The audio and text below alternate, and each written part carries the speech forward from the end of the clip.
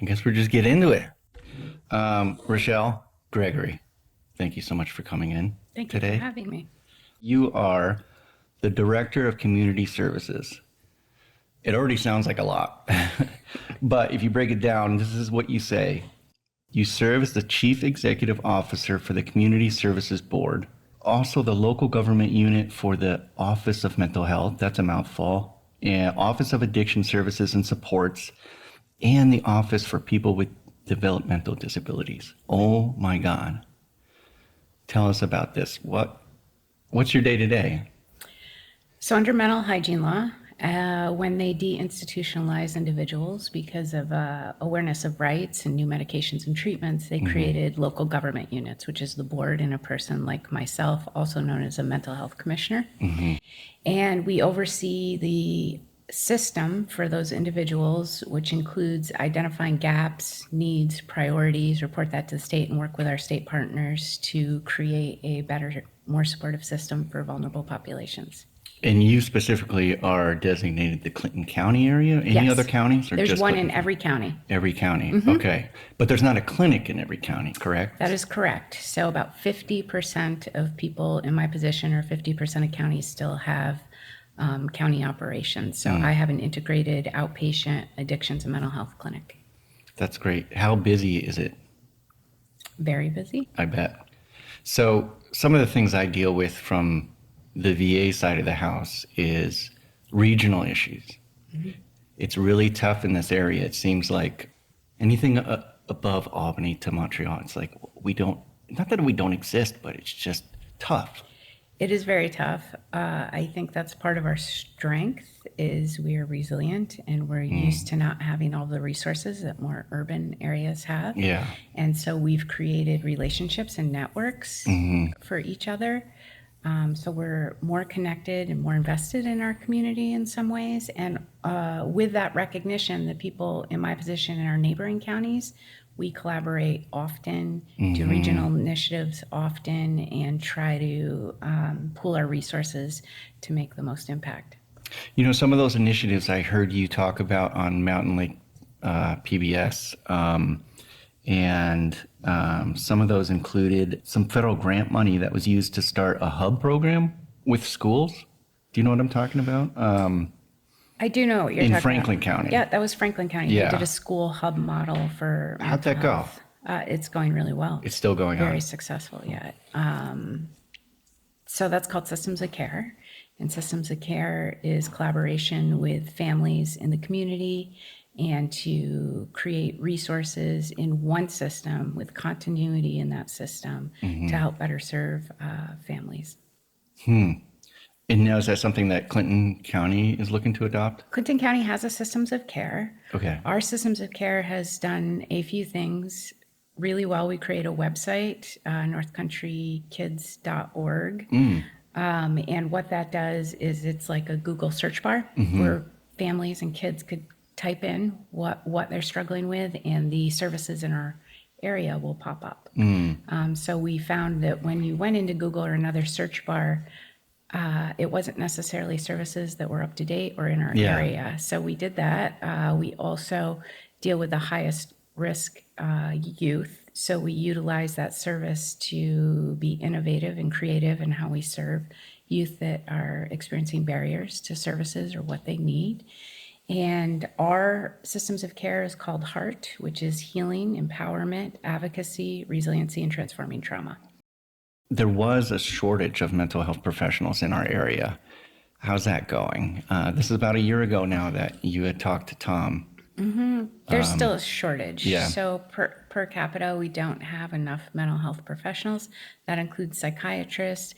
And honestly, that includes the entire healthcare workforce. Yeah, physicians, nurses, all the things that we would need to take care of. This is a nationwide problem, though, correct? It is. Yeah. It is. That's tough. Well, I hope that we can be of help in some way as our nonprofit to kind of be a resource to get people to you and just to help educate, because I think the more the merrier. That's why we're here. Well, I think also that it doesn't necessarily have to be me or a professional agency. There are other ways you can take care of your mental health. Right, right. There are other resources that you can use that are non-traditional. I don't think, and as we move forward, I think it's going to be even more important to not rely on traditional services. I agree, and I find that a lot of the, like you said, the traditional ways are outdated, and we're really kind of in this almost a cultural shift, I think, right now. And some of the things that I notice that we're working on culturally is the police involvement when a crisis occurs, and the use of 988 versus 911.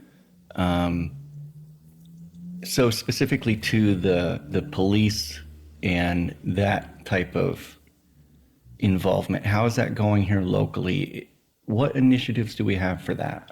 So we started something called Crisis Intervention Team. That's utilizing our behavioral health providers with law enforcement response for those that are struggling, so we can have the right response at the right time. We also have stood up a disaster mental health response team. So if there is a mass tragedy, or even not mass, even a small tragedy, to go and triage and work with first responders and people that might have repercussions from responding to that trauma.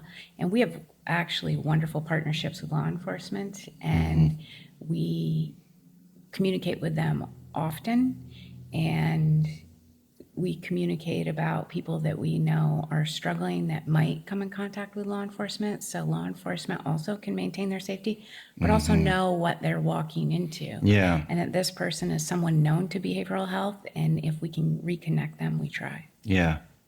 Yeah, I think the training is so important. Yeah, there's just so many things that could potentially go wrong with someone who's not mentally stable and not given the correct tools to get out of that situation safely for everybody. Right, and I think that goes back to one of the strengths of our community. Yeah. We usually know those individuals, and we can say, this person has been unable to acquire their meds, their symptoms are coming back, this is what they do, or we can say this is unusual for this individual. So I think law enforcement often has pieces that the behavioral health providers don't have, and the behavioral health providers have pieces that law enforcement don't have. So it's so important to communicate and collaborate. That's interesting. I never really thought about it being such a small community that you could potentially know the person who's in crisis and know how to help that person specifically, which is really cool and to think about, because I never thought about that. Or even get a specific person that they have a relationship with. Oh, yeah. Even more than that.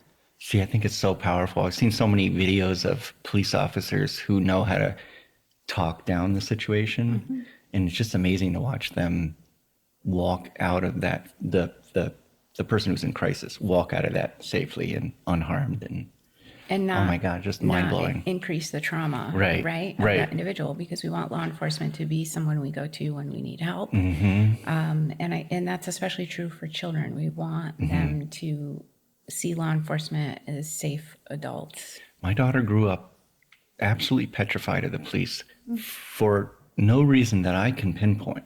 I don't understand where she decided. Maybe she saw something, but she was absolutely petrified of them. I don't know. She always thought I was going to get arrested. That was like her fear, that I was going to go to jail. And I'd ask her, well, what would I go to jail for? Oh, I don't know. Just a fear. Just a fear that they would come and take me.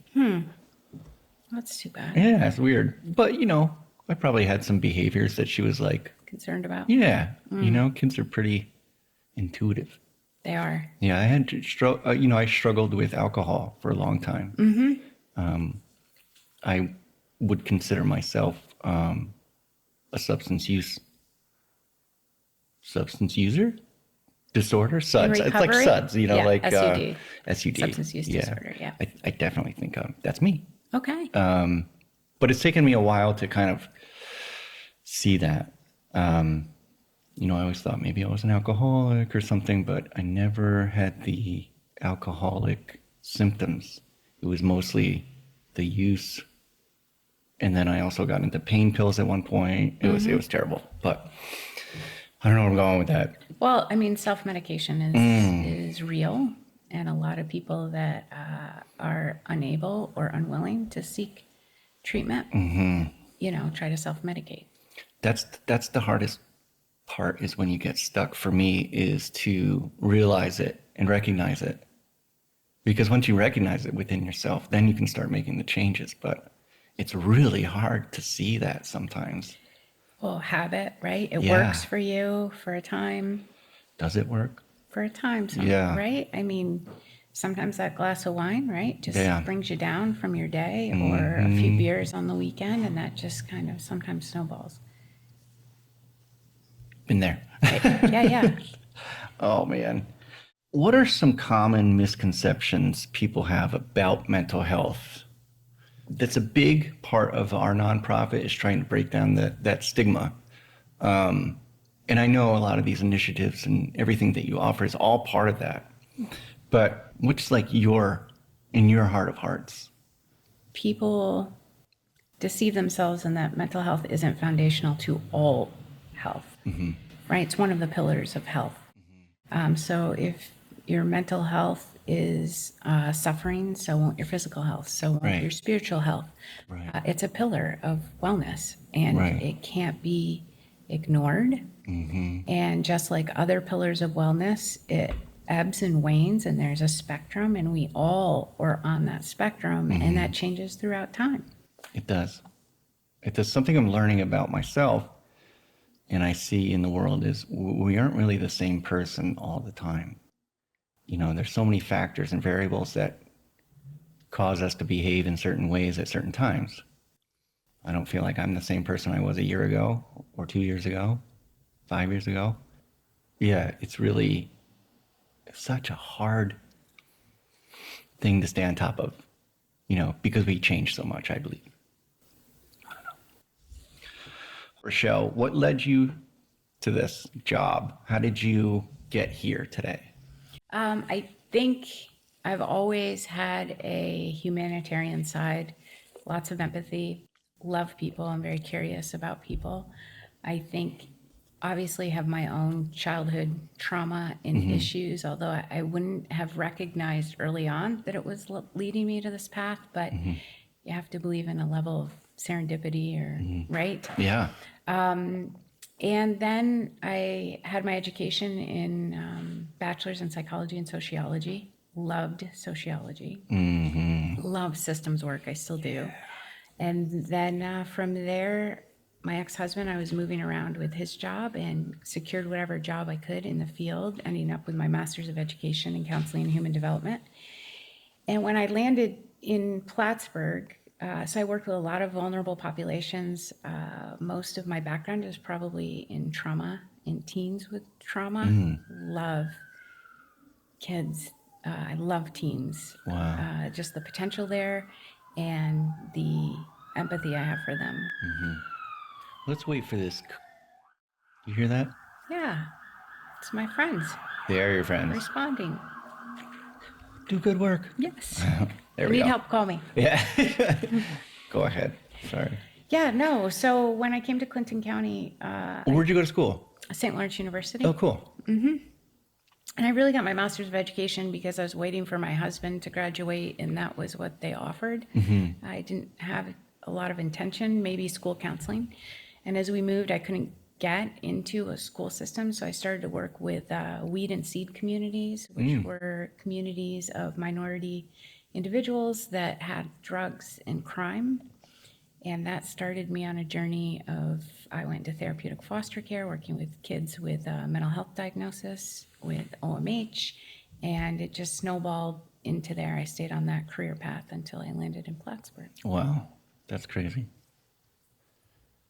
I don't know how I ended up here. I mean, I do, now that I look at like my journey too. Yeah, And yeah, I feel the same way. It started with empathy. Right. Really what it was. And I think that, I don't think I'm over empathetic. I'm just highly empathetic, I think. And that started, I'm thinking about that answer. Over empathetic, highly. I've seen people that go too far. So I think that's about boundaries, and we can really tie that back Yeah, into mental health. right? So, Let's talk about boundaries. okay, let's. I suck at boundaries. Do you? I do. Okay. I do. I All can right. mess up boundaries anywhere. Okay. In any situation. What do you recommend? What do I recommend? I think that you need to be in tune with yourself. Yeah. So I actually am a bit of an introvert, but my job makes me be extroverted. Right. I'm in the public eye. Yeah. So I know when I have to do a function or speak to people, I have a guard up, right? I have a boundary, but it gets tiring. Yeah. So I know that I've become in tune to feeling people and feeling where they're at and the energy that they are taking from me. So it's not that I shut off empathy, but I'm able to compartmentalize it Yeah, that's great. instead of be invested in it. Was that a lot of work for you to figure that out for yourself? Well, like anything, there's a lot of pain and a lot Yeah. of hard lessons, Yeah. right? Because if I'm overinvested in someone or overinvested in their crisis or whatever is happening to them, it's not really keeping me in a place of wellness, Right. right? Does that make sense? Yes, it does, especially for me because I would be the type of person that would take on their pain. And then it became mine. And then it became a storm in my head that I didn't even need, Right. but I took it on. Yeah. And I didn't know that really about myself until recently, that I did that often. So, And in yeah, taking that on, is that depriving them of their own journey? I think so. I absolutely think so because Right. then you're interacting with someone who's on their own journey, like you just said, and who am I to come and Save them. save them? Because that's what I think I'm doing. And what does that fulfill for you? Right? Is It your just snowballs that whole feeling of needing to save everybody. It just snowballs and it exacerbates that feeling for me. It did. so you saving them Yeah. fulfilled one of your needs. Yeah. Right? Yeah, almost like a dopamine hit, right? Right. Yeah. So that act of saving them may appear selfless, but may not really be selfless. Might be a little selfish. Right. Yeah. I've learned that about myself, and I'm going to be talking about a lot of situations where I overstepped my boundaries now that I look back at it. And I regret a lot of it. It makes me upset to think about. But I'm so glad that I've learned that now. I wish I learned it sooner because I spent the last 20 plus years just trying to save everybody, thinking that's,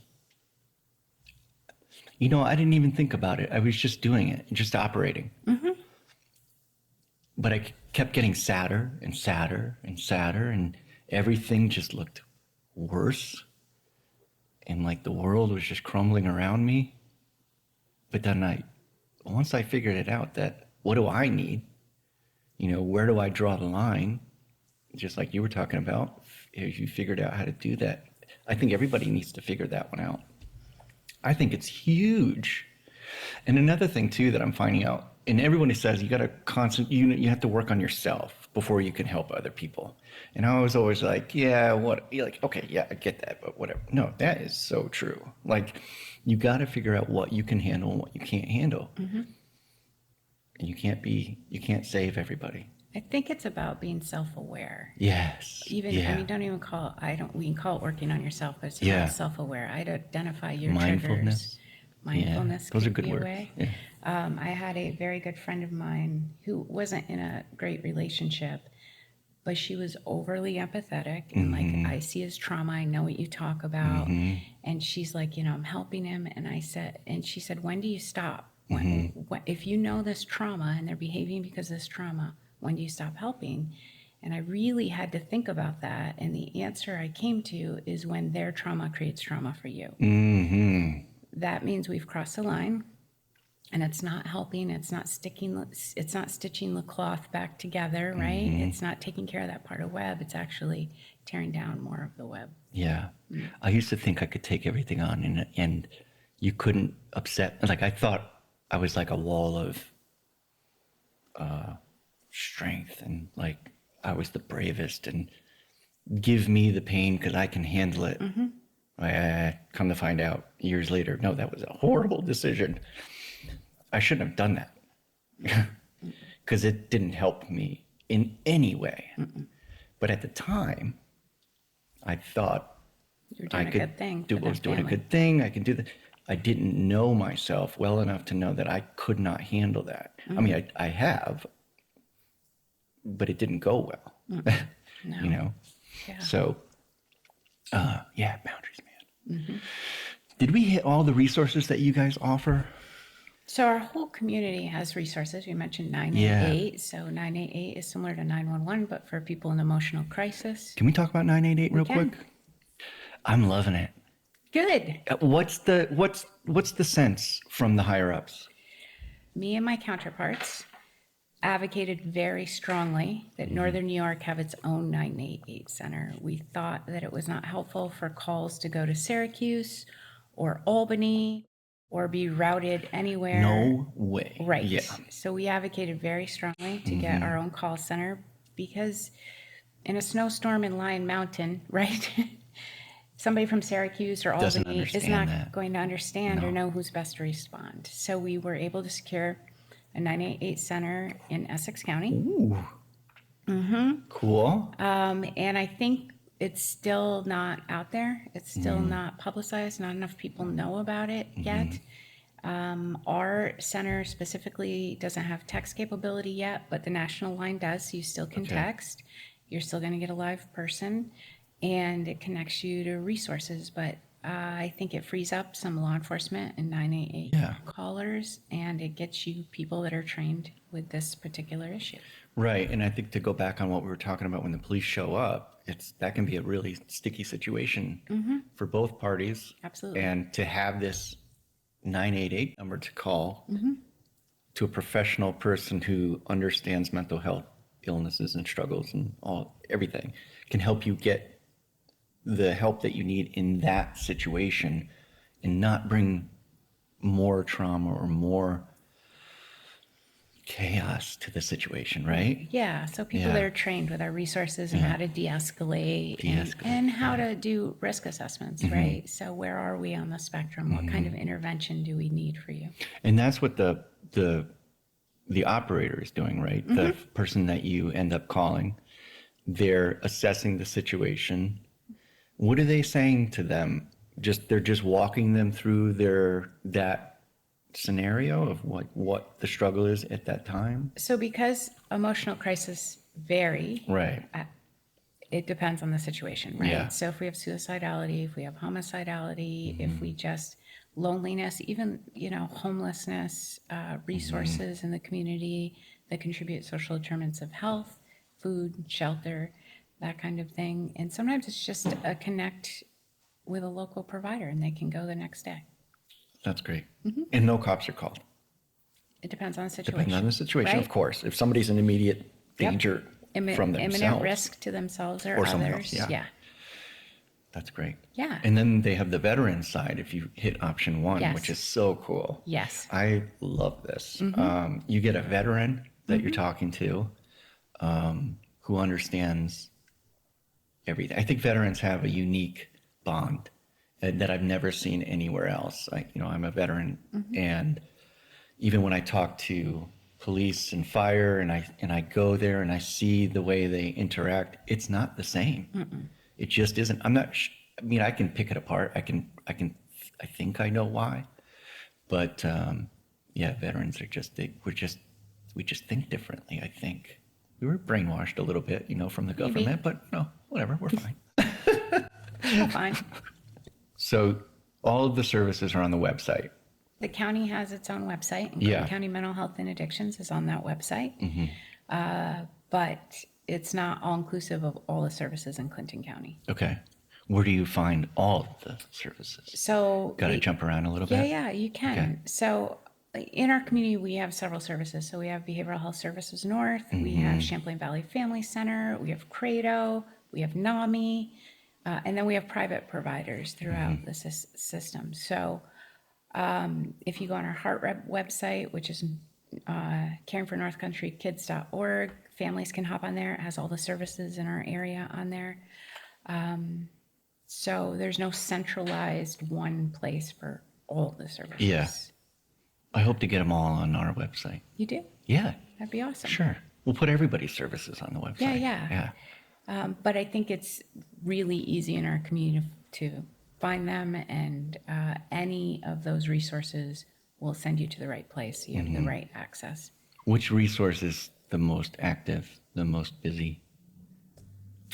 It depends on how you define busy, right? So I could Yeah. say like mobile crisis is really busy. Oh yeah, mobile crisis. That's through BHSN, right? Yes.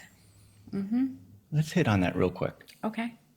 Tell me about what they do and how, because BHSN is an entity of its own, right? It's like it's a nonprofit.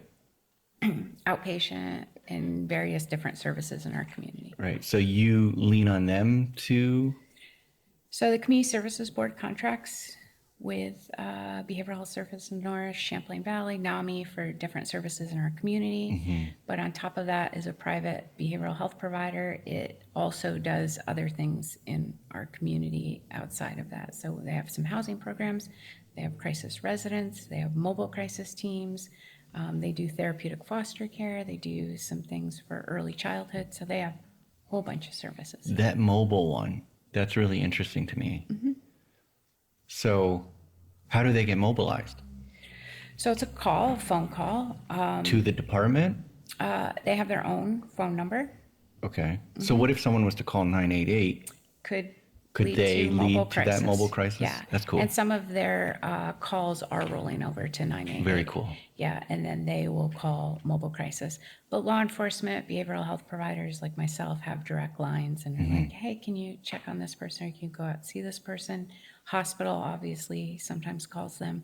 So again, about relationships, Yeah. right? And Yeah. knowing who's in our community and who needs help and what level of help they have. Yeah, that's awesome. So a lot is answered on the phone, but we're hopefully increasing the usage of 988 so we can decrease that local number being overwhelmed. And then when a mobile crisis is appropriate, they go out either on their own or with law enforcement. What are the suicide rates here in the North Country? So I think the misconception with suicidality is that it's the younger population. They do have suicide ideation, but they do not die by suicide in the same rates that middle-aged men do, Copy. which I think you heard me say that at a talk that I was doing. Yeah. Yeah. So if you look at like the 911 numbers, our office emergency services, every year suicide calls have gone up. Gone up. Yeah. And I think we do need to have a conversation about suicide ideation because it's not uncommon, It's not. right? It's a coping mechanism that That's people. the hook I bought for myself, by the way. Oh, I kept it as a way to remind myself where I was once. So, yeah, I'm very interested in people with suicidal ideations and trying to get to them. yeah. And we need to talk about it. Yeah. We need to talk about you have suicide ideation, red flags. We need to talk about what do people that have suicide ideation do Right. to cope, to come out of it, Right. right? Because it's a fantasy too. It's a way of escape, and it's a way where it seems like everything that you're struggling with is gone. Yeah. It's a really easy place to fall into, and Yeah. I think that it's part of the human condition. I do too. I do too. I heard one time, I won't be able to quote it, but it was something along the lines of, we create like a storm in our own head where death sounds like paradise. And that's exactly what I did. I know I did it to myself. I know that I wasn't able to properly digest everything that happened to me, but it felt like I was. But that was just me diagnosing me, taking care of me from my perspective, which is impossible. It was impossible, but I thought I was doing it right. So I kept quiet. It's in my head, not talking to people. Well, And I'm constantly thinking how not to go through with it, and oh God. Yeah. Yeah, and when we talk about trauma, there is a biological response. So hormones build up in our body, cortisol, adrenaline, norepinephrine. And if you don't expel those hormones, your body's always in a fight, flight, freeze mode. And you have to expel those hormones.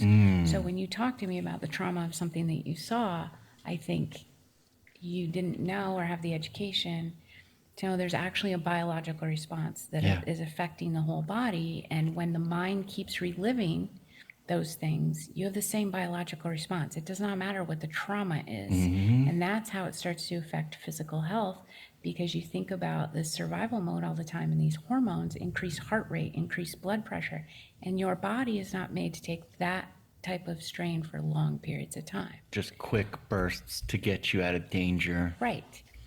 But you don't know, your body doesn't recognize it's not a tiger trying to eat me. It's somebody yelling at me. It's something I saw. And your body is trying to imprint what's dangerous about that situation so it can respond. So when you say things like, when you get triggered, for example, is this okay for me to keep talking? Oh my gosh, please. So this is what's important to law enforcement and other individuals, is that you may have a trauma associated, let's just make it a car accident. Yeah. Right? So your body, out of survival, is not taking information in the way you normally would. It's sensory. What does this danger look like, smell like, sound like, right? So Right. that, it's imprinting that in your brain. So every time you come to that stop sign, It all comes you're back. revving up. All those hormones are pumping out, saying, oh my God, there was danger here before. I need to be ready. And so those triggers can extend themselves to things that you don't even know are related. Every time you see that colored car, every time you hear the song that was on the radio, Right. and you consciously don't know it's related to that one trauma. Oh my God, right? Right? And the biology's doing the same thing over and over and over again to protect yourself. But we don't have tigers eating us anymore. No, But we so. don't know the difference. Oh man, Richelle, anything else you want to talk about? Anything you wanted to come in and say?